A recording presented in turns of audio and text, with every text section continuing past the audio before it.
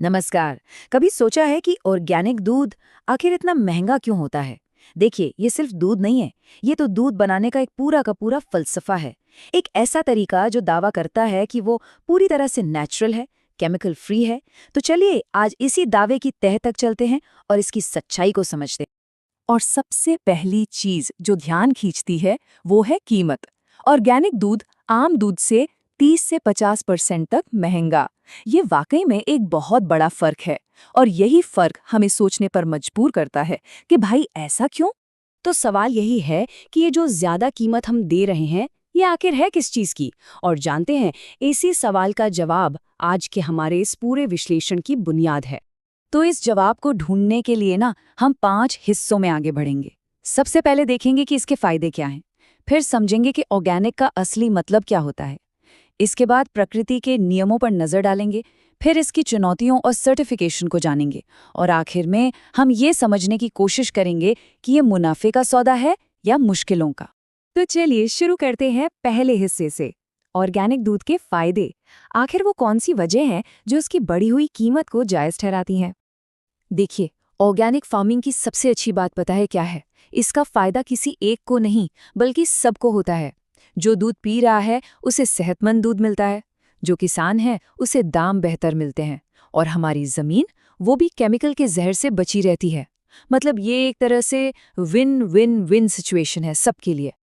और बात यहीं खत्म नहीं होती। जो किसान इस तरीके को अपनाते हैं ना, उन्हें लंबे समय में और भी फायदे मिलते हैं। जैसे उनके जानवर कम बीमार पड़ते हैं तो दवाइयों का खर्चा बचता है। ऊपर से ऑफिशियल सर्टिफिकेशन और सरकारी मदद मिलने से उनका काम और भी आसान हो जाता है। ठीक है, तो फायदे तो हमने देख लिए, पर अब ये समझना बहुत जरूरी है कि जब हम ऑर्गेनिक शब्द इस्तेमाल करते हैं तो इसका असली मतलब है क्या। चलिए इसकी परिभाषा को थोड़ा और करीब से देखते हैं। तो देखिए, ऑर्गेनिक का मतलब सिर्फ ये नहीं कि केमिकल नहीं है, नहीं। ये दूध उत्पादन का वो तरीका है जो कुदरत के साथ मिलकर चलता है, उसके खिलाफ नहीं। इसका सीधा सा मतलब है जानवरों को ऑर्गेनिक चारा खिलाना, नुकसानदायक दवाइयों पर पूरी तरह रोक लगाना और उनकी देखभाल एकदम नेचुरल तरीके से करना। और इस पूरे सिस्टम के ना कुछ पक्के नियम हैं जिन्हें आप तोड़ नहीं सकते। जैसे जानवरों को वो चारा बिल्कुल नहीं दे सकते जिसे उगाने में केमिकल फर्टिलाइजर या पेस्टिसाइड्स का इस्तेमाल हुआ हो। हार्मोन के इंजेक्शंस बिल्कुल नहीं, पूरी तरह से बैन हैं। और एंटीबायोटिक्स, वो भी सिर्फ और सिर्फ इमरजेंसी। तो चलिए अब जरा और गहराई में उतरते हैं और देखते हैं कि ये नियम असल में मतलब एक फार्म पर कैसे काम करते हैं। ये वो उसूल हैं जो ऑर्गेनिक डेयरी फार्मिंग की रीढ़ की हड्डी हैं। सबसे पहला और सबसे जरूरी उसूल है जानवरों का खाना। उन्हें सिर्फ और सिर्फ वो ही चारा दिया जा सकता है जो केमिकल फ्री जमीन पर उगाया गया हो। इतना ही नहीं, गेहूं का भूसा हो, चने का छिलका हो या मक्का, सब कुछ बिना किसी केमिकल ट्रीटमेंट के होना चाहिए। और पोषण के लिए अजोला, जीवामृत और पंचगव्य जैसी नेचुरल चीजें इस्तेमाल होती हैं। दूसरा उसूल जुड़ा है जानवरों की सेहत से। यहाँ महंगी महंगी एंटीबायोटिक्स की जगह हमारे देसी नुस्खों पर भरोसा किया जाता है, जैसे हल्दी, नीम, लहसुन और गिलोय। होम्योपैथी और आयुर्वेद को तरजीह दी जाती है। हाँ, एक बात जरूर है, बीमारियों से बचाने वाले जो जरूरी टीके हैं उनकी इजाजत होती है। और इन सारे नियमों का निचोड़ बस एक ही है, किसी भी तरह का नुकसानदायक केमिकल पूरी तरह से मना है।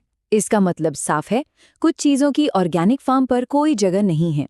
जी हाँ, कुछ चीजें ऐसी हैं जिन पर जीरो टॉलरेंस है। दूध बढ़ाने के लिए जो ऑक्सीटोसिन के इंजेक्शंस लगते हैं, बैन है। जानवरों को मोटा करने वाले ग्रोथ हार्मोन्स, बैन हैं। दूध को खराब होने से बचाने वाले केमिकल प्रिजर्वेटिव्स, बैन हैं। इनमें से किसी भी चीज की ऑर्गेनिक फार्मिंग में रत्ती भर भी जगह नहीं है। और तीसरा और शायद सबसे अहम उसूल है जानवरों की भलाई, यानी एनिमल वेलफेयर। जानवरों को तंग बंद जगहों पर नहीं रखा जा सकता। उनके लिए खुली जगह, धूप और ताज़ी हवा, ये सब जरूरी है। और इसके पीछे एक सिंपल सा साइंस है। जानवर जितना स्ट्रेस फ्री और खुश रहेगा, उसके दूध की क्वालिटी उतनी ही बेहतर होगी। तो अब तक सुनने में तो सब कुछ बहुत बढ़िया लग रहा है ना, लेकिन हर सिक्के का एक दूसरा पहलू भी होता है। तो चलिए अब बात करते हैं इसकी प्रैक्टिकल मुश्किलों की और सर्टिफिकेशन के प्रोसेस की। देखिए, ऑर्गेनिक फार्मिंग का रास्ता उतना आसान भी नहीं है। पहली बात, इसका सर्टिफिकेशन मिलने में अच्छा खासा वक्त लग सकता है। दूसरी बात, शुरू में अच्छी क्वालिटी का ऑर्गेनिक चारा लगातार जुटाना भी एक बड़ी चुनौती हो सकती है। और हाँ, ये भी मुमकिन है कि पारंपरिक तरीकों की तुलना में दूध का उत्पादन थोड़ा सा कम हो। लेकिन इन चुनौतियों का मतलब ये नहीं कि रास्ता बंद है। नहीं, भारत में इसके लिए एक पूरा सिस्टम बना हुआ है। जो छोटे किसान हैं जो अपना दूध लोकल मार्केट में बेचना चाहते हैं, उनके लिए पीजीएस इंडिया सर्टिफिकेशन का रास्ता है। और जो किसान बड़े पैमाने पर काम करके एक्सपोर्ट करना चाहते हैं, उनके लिए एनपीओपी या एपीडा सर्टिफिकेशन लेना जरूरी है। तो इन सब बातों को समझने के बाद अब हम आते हैं अपने सबसे बड़े सवाल पर। कुल मिलाकर देखें तो ये ऑर्गेनिक डेयरी फार्मिंग आखिर है क्या? मुनाफे का सौदा या मुश्किलों का पहाड़? अगर दोनों की तुलना करें तो अंतर बिल्कुल साफ है। एक तरफ है 100% कुदरती तरीका, जहां जानवरों की सेहत और उनका आराम सबसे ऊपर है, और दूसरी तरफ है वो आम तरीका, जहां फोकस ज्यादा से ज्यादा प्रोडक्शन पर होता है, भले ही उसके लिए केमिकल्स और हार्मोन्स का इस्तेमाल करना पड़े। तो आखिर में बात घूम फिरकर एक ही जगह आती है, चुनाव पर।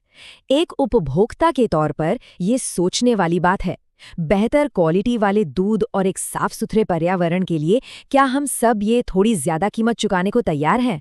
इस सवाल पर सोचने की जरूरत है।